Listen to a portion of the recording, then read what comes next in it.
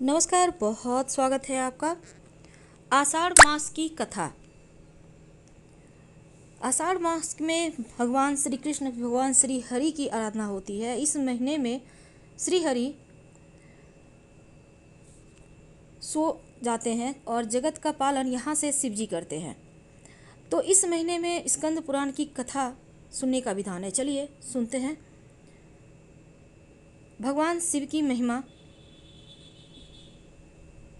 जिनकी आज्ञा से ब्रह्मा जी इस जगत की सृष्टि और विष्णु भगवान पालन करते हैं और जो स्वयं ही काल रुद्र नाम धारण करके इस विश्व का संहार करते हैं, उन पिनाकधारी भगवान शंकर को नमस्कार है। नैमिषारण्य तीर्थ सब तीर्थों में उत्तम और समस्त क्षेत्रों में श्रेष्ठ है। प्राचीन काल में वहाँ सौनक आदि तपस्वी मुनि एक ऐसा यज्ञ का अनुष्ठान कर रहे थे जो दीर्घ काल तक चालू रहने वाला था। उस यज्ञ में दीक्षित सभी महर्षियों का सबके प्रति समान भाव था।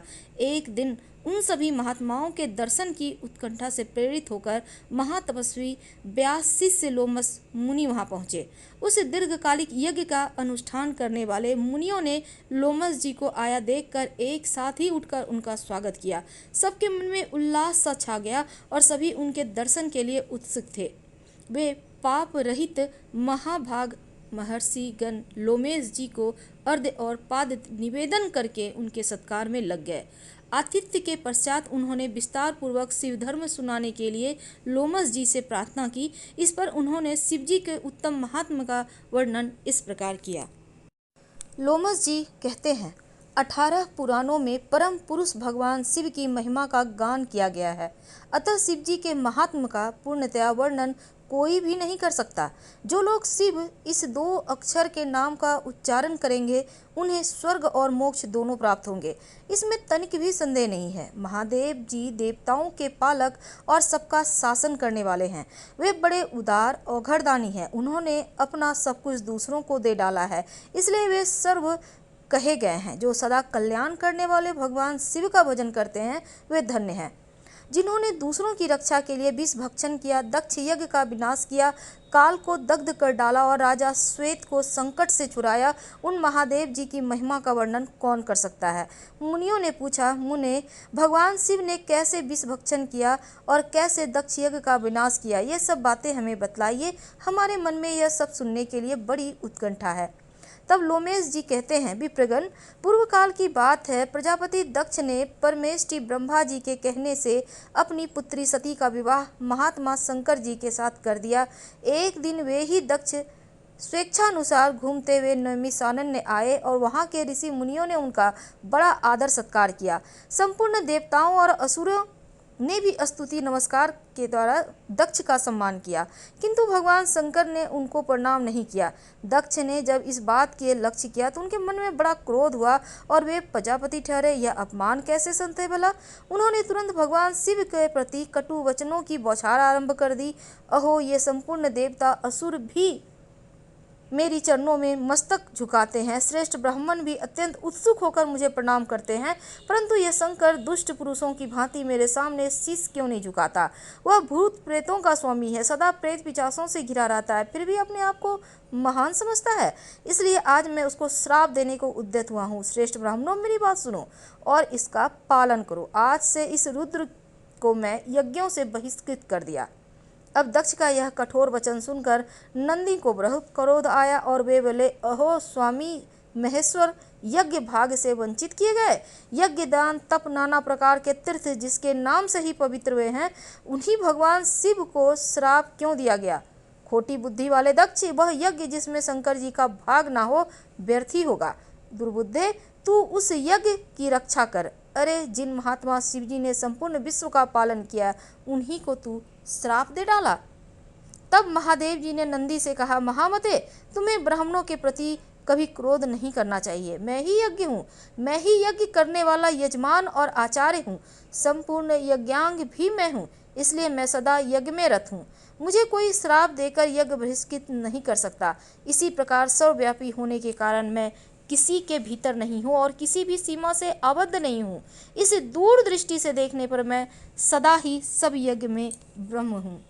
भगवान शंकर के इस प्रकार समझाने पर महातपस्वी नंदी ने विवेक का आश्रय लिया और शिव जी का सत्संग पाकर वे परमानंद में निमग्न हो गए। उधर मुनियों से घिरे हुए दक्ष भी अत्यंत रोष में भरकर अपने स्थान से चले गए। वे प्रणाम न करने वाले रुद्र को भूल ना सके, बारंबार उनका स्मरण करके क्रोध से जलने लगे। भगवान शिव की ओर से उन्होंने श्रद्धा हटा ली और शिव के उपासकों की निंदा संलग्न करने लगे। एक समय दक्ष ने स्वयं ही एक महान यज्ञ का आयोजन किया और उसमें उन्होंने बड़े बड़े तपस्वी ऋषि मुनियों को बुलाया। वशिष्ठ आदि अनेक ऋषि उस महायज्ञ में पधारे। अगस्त, कश्यप, अत्रि, कामदेव, भृगु, दधीचि, भगवान व्यास, भरद्वाज, गौतम ये तथा और बहुत से महर्षि वहां आए। सभी देवगण, समस्त लोकपाल, विद्याधर, गंधर्व और किन्नरों का भी आगमन हुआ। उस यज्ञ में सत्यलोक से लोक पितामह ब्रह्मा जी भी आए और वैकुंठ धाम से श्रीहरि को भी बुलाया गया। इंद्राणी के साथ देवराज इंद्र, रोहिणी के साथ चंद्रमा, अपनी प्रिया के साथ वरुण देव भी आए। कुबेर पुष्पक विमान पर, वायुदेव मृग पर और अग्निदेव बकरी की सवारी कर चढ़कर पधारे। नेतृत्व कोण से अधिपति प्रेत के कंधे पर बैठकर आए और इस प्रकार सब लोग दक्ष को यज्ञशाला में उपस्थित हुए। वहां पर विश्वकर्मा के द्वारा बनाए अनेक दिव्य भवन थे। वे सभी बहुमूल्य उपकरणों से सजे हुए अत्यंत प्रकाशमान थे। उन्हीं भवनों में दक्ष ने अपने समागत अतिथियों को यथा योग्य स्थान देकर ठहराया। दक्ष का वह महायज्ञ कनखल तीर्थ में आरंभ हुआ और उसमें उन्होंने भृगु आदि तपोधनों को ऋषिज बनाया। अनेक प्रकार के कौतुक और मंगलाचार संपन्न करके दक्ष ने उस यज्ञ की दीक्षा ली। साथ में उनकी धर्म पत्नी भी बैठी। ब्राह्मणों ने स्वस्ति वाचन किया और उस समय अपने स्वहृदय से घिरे हुए दक्ष अपना महत्व बढ़ जाने के कारण अधिक सुशोभित हो रहे थे। इसी प्रकार महर्षि दधीचि ने वहां दक्ष के से इस प्रकार कहना आरंभ किया, प्रजापते, ये देवेश्वरगण, ये बड़े बड़े महर्षि लोकपाल भी तुम्हारे यज्ञ मंडप में पधारे हैं, तो भी पिनाक पानी महात्मा शंकर के बिना यह यज्ञ अधिक शोभा नहीं पा रहा, जिसके बिना मंगल भी अमंगल रूप में परिणत हो जाता है तथा जिन त्रिनेकधारी भगवान के अधिकार में आने पर अमंगल भी तत्काल मंगल के रूप में बदल जाते हैं, वे तब तक वहाँ क्यों नहीं दर्शन दे रहे? दक्ष, अब तुम्हें भगवान विष्णु इंद्र के साथ जाकर भगवान महेश्वर को बुला लाना चाहिए। उन योगी शंकर की उपस्थिति में यहाँ सब कुछ पवित्र हो जाएगा, जिनका नाम लेने से ही पुण्यमय हो जाता है। दधीचि यह वचन सुनकर दक्ष क्रोध में भर गए और बड़ी उतावली के साथ उत्तर देने लगे। उनका भीतरी भाव तो दूषित था, किंतु ऊपर से वे हंसते हुए बोल रहे थे। उन्होंने कहा, संपूर्ण देवताओं के मूल हैं भगवान विष्णु, जिनमें सनातन धर्म की उपस्थिति है, जिनमें संपूर्ण वेद, यज्ञ, नाना प्रकार के सत्कर्म भी प्रतिष्ठित हैं। वे भगवान विष्णु तो यहाँ पधारे हैं। सत्यलोक से लोक पितामह ब्रह्मा जी आए हैं। समस्त वेद, उपनिषद, नाना प्रकार के आगम भी हैं। इस प्रकार आप जैसे निष्पाप महर्षिगण भी आ गए हैं, जो जो यज्ञ कर्म के योग हैं, शांतचित्त सुपात्र हैं। सब महात्मा यहाँ पदार्पण कर चुके हैं और आप सब महर्षिगण वेद के वाक्य और उनके अर्थ के भी तत्वज्ञ हैं।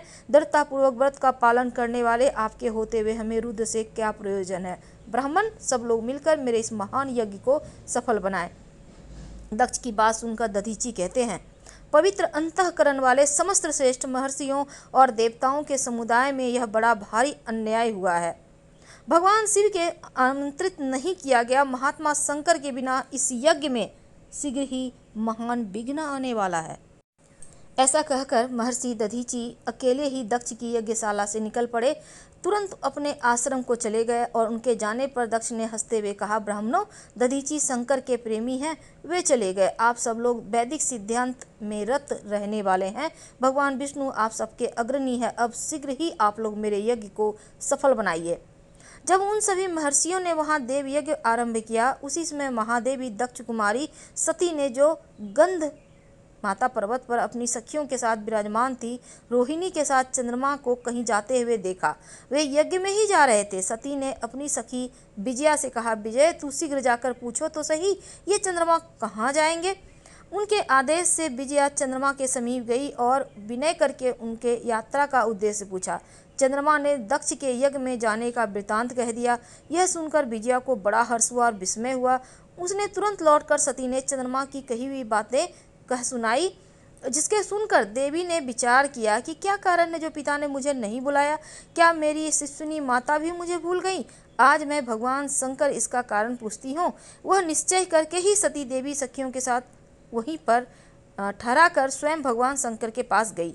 उन्होंने देखा त्रिनेत्रधारी महेश्वर सभा मंडप में विराजमान है।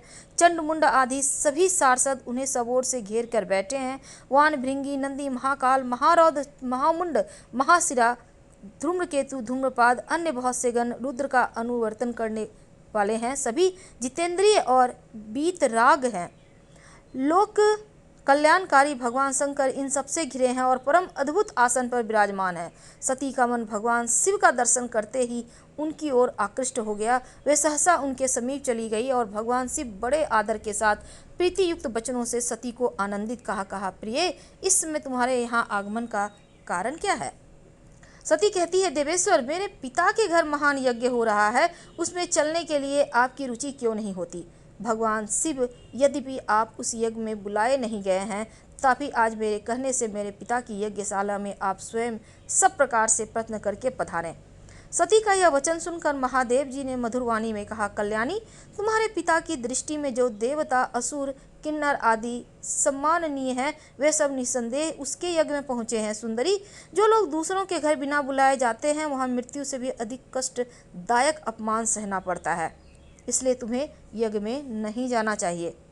इस प्रकार कहने पर शिव जी के सती ने पिता के प्रति अपना रोष प्रकट वाले वचनों में कहा, नाथ, जिसमें संपूर्ण यज्ञ सफल होते हैं वे देवेश्वर महादेव तो आप ही हैं, फिर आप को मेरे पिता ने निमंत्रण क्यों नहीं दिया। यह दुर्भाव है, मैं जाना चाहती हूँ। आप पिता के, मैं जा रही हूँ यज्ञ मंडप, वहाँ मुझे जाने की आज्ञा दीजिए।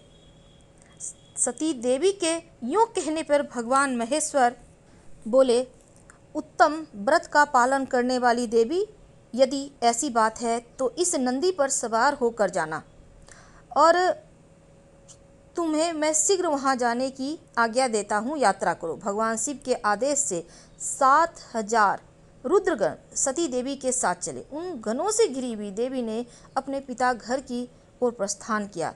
सती देवी जब पिता के घर चली गई, उस समय सब बातों पर विचार करके भगवान महेश्वर ने अपने मुख से यह वचन निकाला, अपने पिता द्वारा अपमानित होकर दक्ष कुमारी सती अब फिर वहां लौट कर नहीं आएगी। आगे की कथा दूसरे भाग में फिलहाल विदा लेते हैं। वीडियो पसंद आए तब प्लीज़ वीडियो को लाइक कीजिए, चैनल को सब्सक्राइब कीजिए, अपनों से शेयर कीजिए और कमेंट में हर हर महादेव जरूर लिखिएगा। धन्यवाद।